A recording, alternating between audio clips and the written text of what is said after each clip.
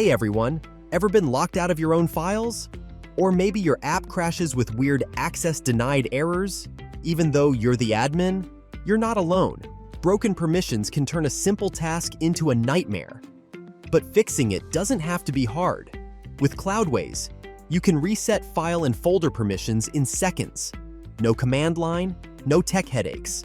Stick around. We'll show you the exact clicks to get your files back under control, so your apps run smoothly again. Let's get started. Start by logging into your Cloudways account. Once you're in, click on the sidebar menu on the left side of your screen.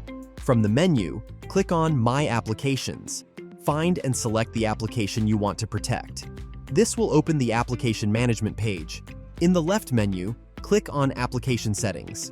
Make sure you're in the General tab. On the right side, you'll see the Reset File, Folders, Permissions section. Choose the correct application from the drop-down if needed. Then, click the Reset button, and that's it. Your file and folder permissions are now fixed. See you in the next tutorial. Thanks for watching.